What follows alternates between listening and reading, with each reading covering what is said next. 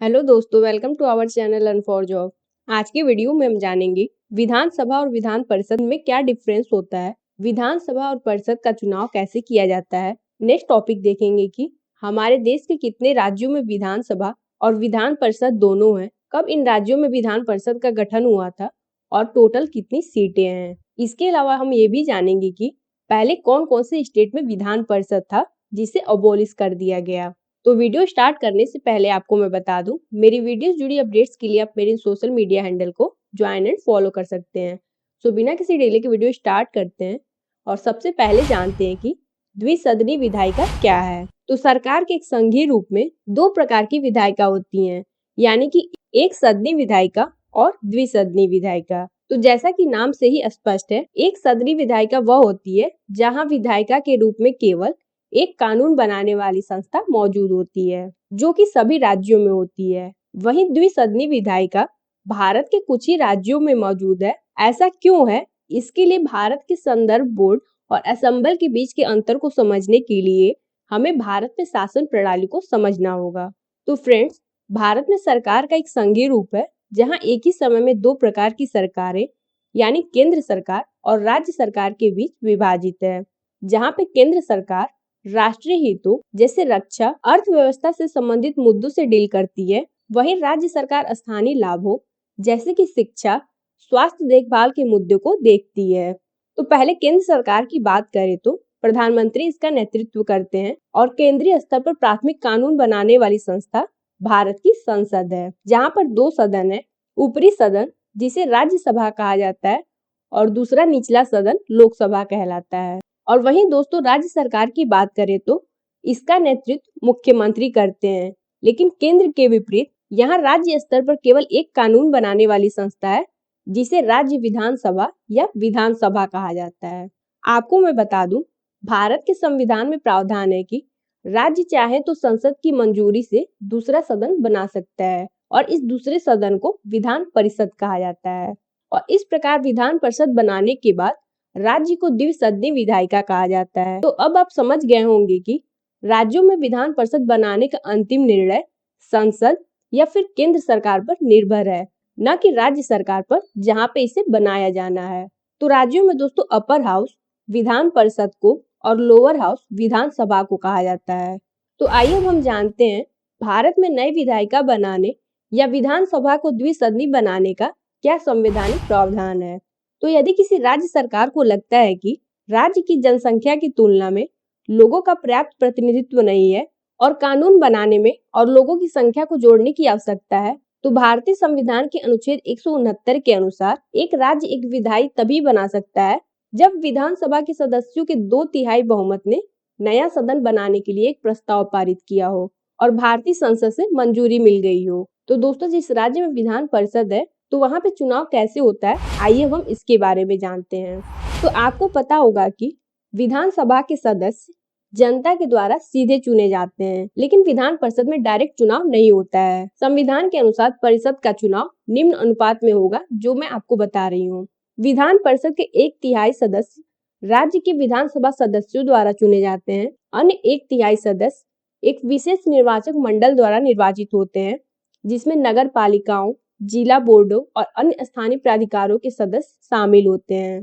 इसके अतिरिक्त सदस्यों के 12वें भाग का निर्वाचन शिक्षकों के निर्वाचक मंडल द्वारा और एक अन्य 12वें भाग का निर्वाचन पंजीकृत स्नातकों के निर्वाचक मंडल द्वारा किया जाता है और शेष सदस्यों को विभिन्न क्षेत्रों में विशिष्ट सेवाओं के लिए राज्यपाल द्वारा मनोनीत किया जाता है।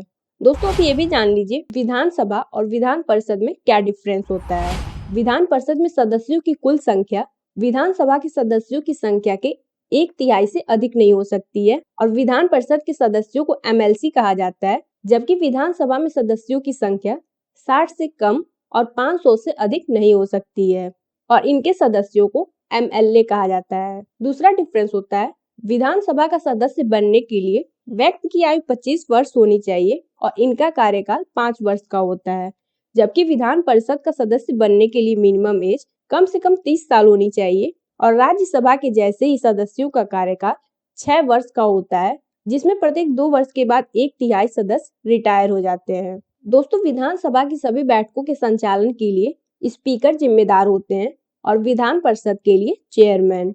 अब हम देखते हैं कि किसके पास ज्यादा पावर होता है। तो यहाँ ध्यान देने वाली बात यह है कि जहाँ भी द्विसदनी विधायिका मौजूद है, वहाँ दोनों सदनों के बीच पावर समान रूप से विभाजित नहीं होते हैं और ज्यादातर मामलों में निचला सदन हमेशा अधिक शक्तिशाली होता है, क्योंकि यहाँ के सदस्य सीधे लोगों द्वारा चुने जाते हैं। तो साधारण विधेयक को दोनों सदनों में इंट्रोड्यूस तो किया जा सकता है, लेकिन असहमति की स्थिति में विधानसभा प्रभावी होता है। विधान परिषद इसको अस्वीकृत नहीं कर सकती है। मुख्यमंत्री तथा मंत्रियों का चयन किसी भी सदन से किया जा सकता है। यदि विधान परिषद के सदस्य को मुख्यमंत्री या मंत्री बनाया जाता है, तब भी वो विधानसभा के प्रति उत्तरदायी होंगे। इसके अलावा धन विधेयक या वित्त विधेयक को सिर्फ विधानसभा में इंट्रोड्यूस किया जा सकता है। और दोस्तों, भारत में राष्ट्रपति के निर्वाचन तथा राज्यसभा में राज्यों से जाने वाले प्रतिनिधियों के निर्वाचन में विधान परिषद भाग नहीं लेती है। साथ ही संविधान संशोधन विधेयक में परिषद प्रभावी रूप से कुछ नहीं कर सकती है। आप ये भी जान लें कि विधान परिषद का अस्तित्व विधानसभा पर निर्भर होता है। विधानसभा की सिफारिश के बाद संसद विधान परिषद को समाप्त कर सकती है। तो हम देखते हैं कि भारत में द्विसदनी विधायिका वाले कितने राज्य हैं। तो जम्मू और कश्मीर में धारा 370 लागू होने से पहले 7 राज्यों में द्विसदनी था, लेकिन अभी भारत में केवल 6 राज्य हैं जहां द्विसदनी विधान है, और ये राज्य हैं आंध्र प्रदेश, बिहार, कर्नाटक, महाराष्ट्र, तेलंगाना और उत्तर प्रदेश। अगर हम सभी राज्यों की टोटल स्ट्रेंथ देखें तो वर्ष 1958 में गठित आंध्र प्रदेश विधान परिषद को वर्ष 1985 में समाप्त कर दिया गया था और फिर साल 2007 में इसका पुनर्गठन किया गया, जिसमें 58 मेंबर हैं। बिहार विधान परिषद का गठन दोस्तों 1912 में विभिन्न श्रेणियों से संबंधित कुल 43 सदस्यों के साथ किया गया था और वर्तमान में यहाँ 75 सदस्य हैं। कर्नाटक विधान परिषद एक अस्थायी निकाय है और यहाँ भी 75 मेंबर हैं। इसे 1907 में मैसूर विधान परिषद के रूप में स्थापित किया गया था। महाराष्ट्र विधान परिषद दोस्तों दक्षिण मुंबई के नरीमन पॉइंट इलाके की राजधानी मुंबई में स्थित है। यहाँ आपकी जानकारी के लिए बता दूं, बजट सत्र और मानसून सत्र मुंबई में, जबकि शीतकालीन सत्र सहायक राजधानी नागपुर में आयोजित किया जाता है। और महाराष्ट्र विधान परिषद में टोटल सीट्स 78 हैं। तेलंगाना विधान परिषद राज्य की राजधानी हैदराबाद में स्थित है और इसमें 40 सदस्य हैं। इस विधान परिषद का गठन आंध्र प्रदेश के विभाजन के बाद जून 2014 में किया गया था और लास्ट लेजिस्लेटिव काउंसिल है उत्तर प्रदेश स्टेट में। दोस्तों, उत्तर प्रदेश की विधान परिषद सबसे बड़ी है। ये एक अस्थायी सदन है जिसमें 100 सदस्य होते हैं और यह 1935 के भारत सरकार अधिनियम द्वारा अस्तित्व में आया। आपको बता दें कि यूपी विधान परिषद की पहली बैठक 29 जुलाई 1937 को हुई थी। तो दोस्तों, अभी तक हमने देखा कितने राज्यों में वर्तमान में विधान परिषद है।